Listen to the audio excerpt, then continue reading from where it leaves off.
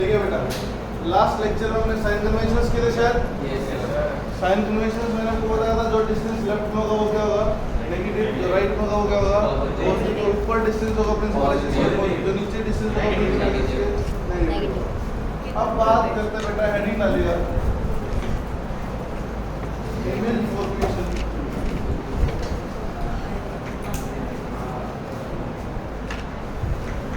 Using continuous,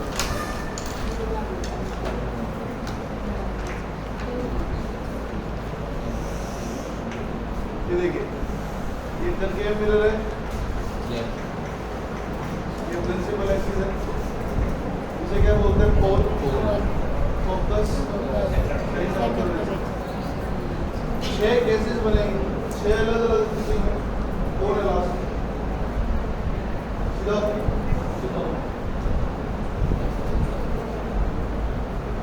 छह अलग अलग केसेस के अंदर आपको इमेज फॉर्मेशन करके बताना। पहली कंडीशन में ऑब्जेक्ट जो है वो मान लीजिए इंफिनिटी है, तो रे जो है वो कहाँ आएंगी प्रिंसिपल एक्सिस के पैरेलल, रे पैरेलल आएंगी तो कहाँ से मिलेंगी, जहाँ मिली वहाँ क्या बन जाएगी। एक बात का ध्यान रखना है, इमेज कैसी बननी है ये देख लीजिए। हमारे पास इमेज होती है दो तरह की, एक होता है रियल एंड इन्वर्टेड, एक होता है वर्चुअल एंड इन्वर्टेड। रियल कब बनती है, जब after reflection rays actually meet करती है, ये आफ्टर रिफ्लेक्शन मिरर से स्ट्राइक करने के बाद वाकई में मिली, तो इस कंडीशन में हम इस इमेज को क्या बोलेंगे, इमेज कैसी है रियल। क्लियर, पॉइंट साइज भी बनती है बट बनती वर्चुअल ही है। अगर आपको इसका एग्जैक्ट डायग्राम चाहिए कि वर्चुअल कैसे बनी, वर्चुअल कैसे कह रहे, सॉरी इन्वर्टेड कैसे बनी, आप इसको इन्वर्टेड कैसे कह रहे हो, तो इसका डायग्राम बिल्कुल क्लियर कट देख लो। ये सेंटर ऑफ रे पैरेलल आनी है, एक रे ये आई, एक रे ये आई, आनी क्लियर। रे फोकस है, ये कहाँ जाएगी पैरेलल, और रे पोल से आई है टक्कर खा के इधर जाएगी, जहाँ मिली वहाँ पे क्या बन जाएगी इमेज।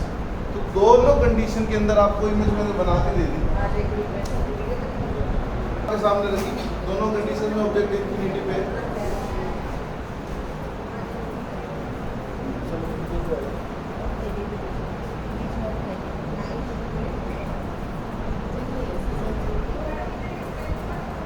दो कंडीशन आपके सामने, दोनों केसेस में आपके पास ऑब्जेक्ट इंफिनिटी पे था और इमेज का मेरे फोकस पे। पॉइंट साइज इमेज इंफिनिटी का मतलब क्या है कि ऑब्जेक्ट जो है वो क्या है ऑलरेडी काफी दूर है, ये बात आप मान के चलिए। काफी दूर का मतलब मून है, स्टार्स है, सन है, ये सब ठीक है, तो उसका साइज है ऑलरेडी बहुत स्मॉल है, बहुत लार्ज है, उसके मुकाबले बहुत छोटी इमेज बनेगी, इसलिए उसको पॉइंट साइज इमेज भी बोल सकते हैं। पानी के लिए दूसरा case, object behind centre of curvature के पीछे पड़ा है, ये कनकेव मिरर, ये प्रिंसिपल एक्सिस, ये पोल, ये फोकस, ये सेंटर ऑफ कर्वेचर, ये रहा आपका ऑब्जेक्ट। ध्यान से देखिएगा, रे पैरेलल जाएगी, कहाँ से पास होएगी फोकस से, रे सेंटर ऑफ कर्वेचर से जाएगी, तो जिस रास्ते से आई थी उसी रास्ते में वापस जहाँ मिली थी वहाँ क्या बन जाएगी इमेज। Is that clear? कोई लंबा थोड़ा काम नहीं, एरो बनाना मत भूलिएगा।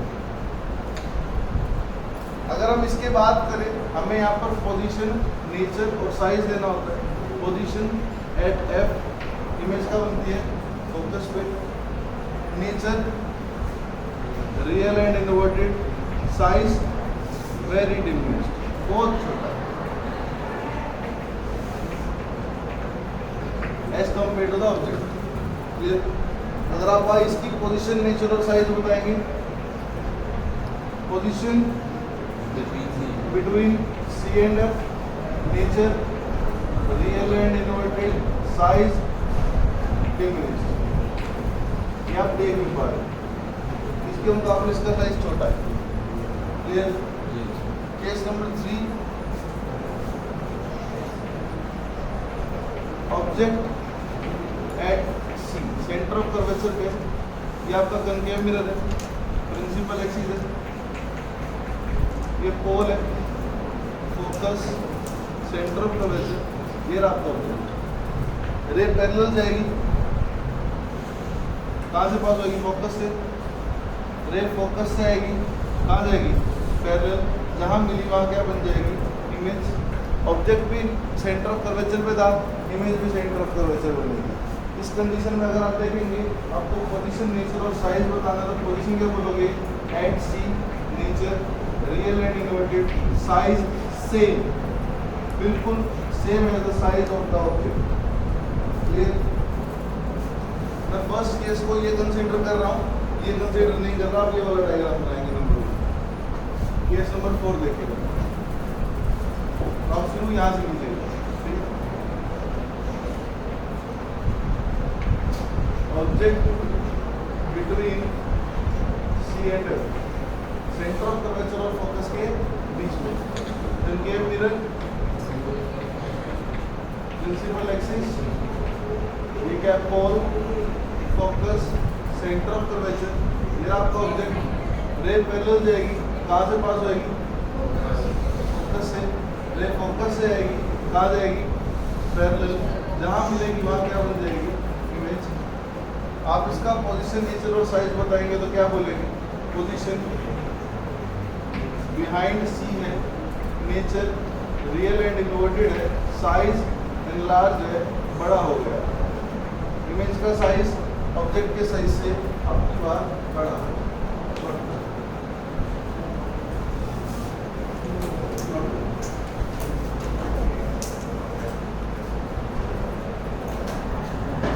वो तो अभी तरह हुआ नहीं, आगे से और जाओगे। इस चैप्टर में डायग्राम, रे डायग्राम की रे डायग्राम है, ध्यान रखना, स्पीड आपको बढ़ानी पड़ेगी। ये क्या है? पोल, ये क्या है? फोकस, ये क्या है? Centre of curvature. आपकी बार ऑब्जेक्ट कहाँ पे? Centre of curvature, sorry focus, rear आपका ऑब्जेक्ट। रे पैरेलल जाएगी, कहाँ से पास होगी?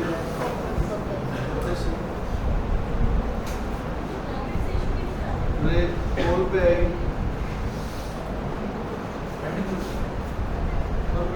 एंगल आई, एंगल आ गया तो बना देंगे। वाइड हो रही है, मिलेंगी नहीं, सॉरी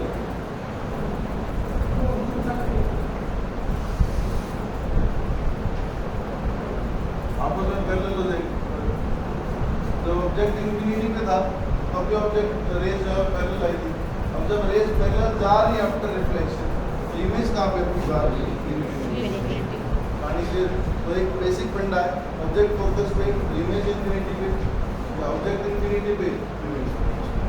यानी कि एक लास्ट केस है, वो कर लीजिए, उसके बाद आप आराम से कर सकते हैं। सेकंड केस सबने कर लिया, अब आप इसकी देखिए। अच्छा, इसका पोजीशन, नेचर और साइज देख रहे हैं, सीधा बैठ। Position at infinity, nature real and inverted, size highly enlarge.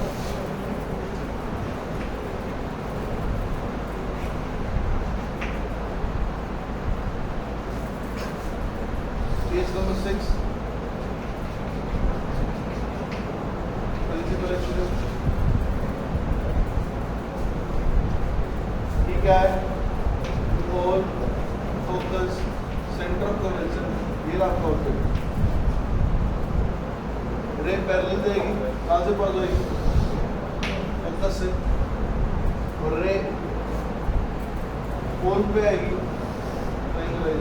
Wide हो रही है, ये नहीं मिलेगी। इसके लिए क्या प्रावधान है? इसको पीछे ले जाइए। मेरी बात को थोड़ा ध्यान से सुनना। When the ray actually meets after the reflection, then the image is known as the real image. When the ray does not meet after reflection, then the image is known as virtual image.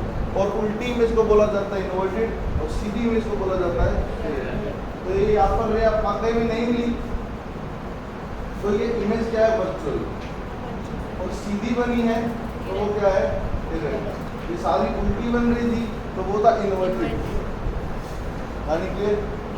Position बताएंगे, position कहाँ बनी, ये nature है, position behind mirror. और size, size आप देख पा रहे हैं, अगर किसी को एक रे और डालनी हो तो एक रे और डाल सकते हैं इसके अंदर। ये रे टक्कर खा के वापस आ गई, मतलब इसने कहाँ से पास होना है, सेंटर ऑफ द वजह से। आप इस रे को आगे ले जाइए, ये भी आगे बढ़ जाए।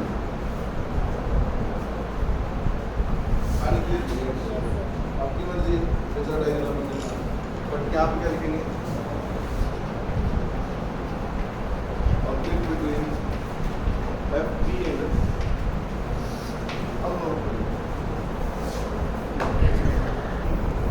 when real image is formed। अब तक आपने 10th क्लास में मिरर फॉर्मूला पढ़ा है, मैं मिरर फॉर्मूला प्रूव करके दे रहा हूँ। Mirror formula using concave mirror, doctor को बेटा आप इसकी वजह नोट कर लेना। Mirror formula using concave mirror when virtual image is formed, sorry, real image is formed। सबका ध्यान सामने।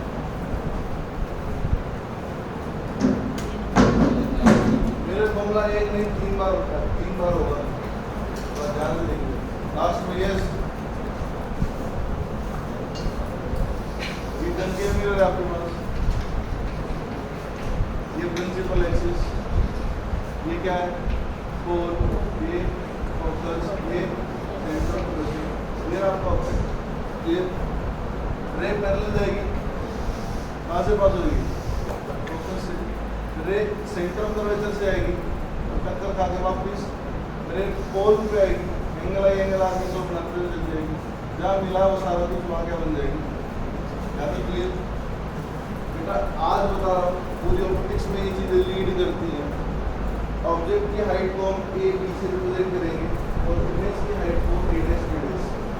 सो height of the object is A B, height of the image is A dash B. Is it clear?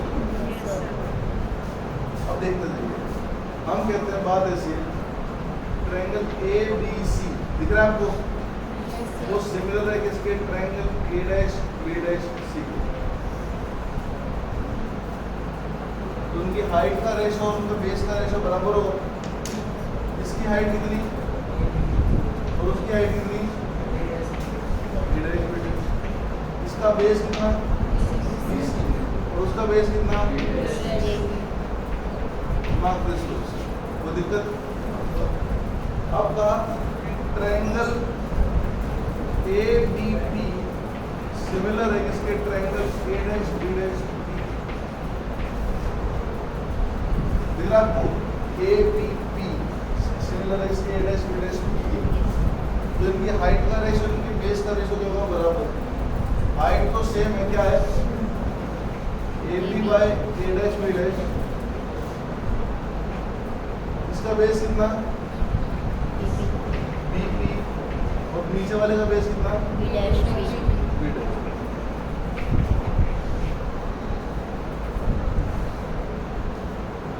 Left side same है, right side equal कर दीजिए इसको, इसके ऊपर तो क्या देगा, BC by B dash C equal to BP by, ये पहले इधर लिखो,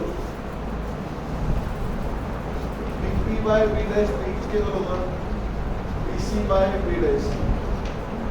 अब सबसे बड़ी बात, हर एक डिस्टेंस हम कहाँ से मेजर करते हैं, कल बात कहाँ से मेजर करते हैं, अब ये BC है, आप इस डिस्टेंस को कुछ भी नहीं ले सकते।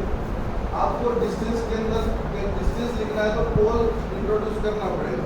तो BC को आप क्या लिख सकते हो, PP माइनस PC। तो क्या देगा, PP by B dash P as it is,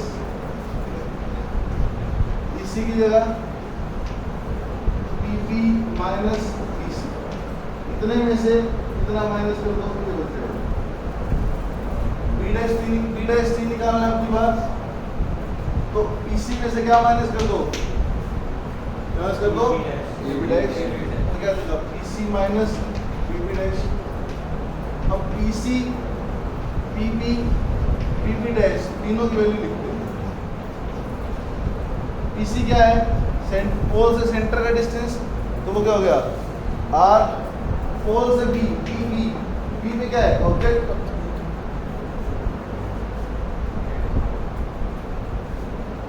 तो वो क्या हो जाएगा U PP डैश पोल से कहाँ तक का डिस्टेंस इमेज तक का, तो वो क्या हो जाएगा तीनों के तीनों डिस्टेंस लेफ्ट में, तो तीनों क्या आएंगे, इन तीनों की वैल्यू उठा दो ऊपर पुट कर दी। BP या PP कितना, PP डैश कितना, PP कितना, PC कितना माइनस का R, बार माइनस है तो क्या जाएगा प्लस R, बाय में माइनस R प्लस का V, माइनस से माइनस कट गया, क्रॉस मल्टीप्लाई V इससे मल्टीप्लाई हो जाएगा तो क्या आएगा माइनस का UV प्लस का VR।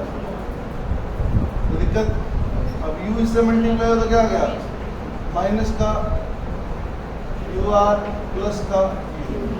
तो दिक्कत, माइनस का UV उधर जाकर प्लस का हो जाएगा, UV प्लस UV कितना हो जाएगा 2UV, और माइनस का UR इधर जाकर प्लस का हो जाएगा, तो 2UV is equal to R common अंदर क्या बच गया। अब देखिए R इधर जाके डिवाइड, UV इधर जाके डिवाइड, तो क्या आ जाएगा V by UV plus U by UV is equal to 2 by R। R by 2 क्या होता है F, then 2 by R is equal to 1 by F। क्या कट रहा है, जो काटना काटे, बीच में क्या यूज नहीं होगा, क्या बच गया 1 by UV plus 1 by U is equal to 1 by F minus 2।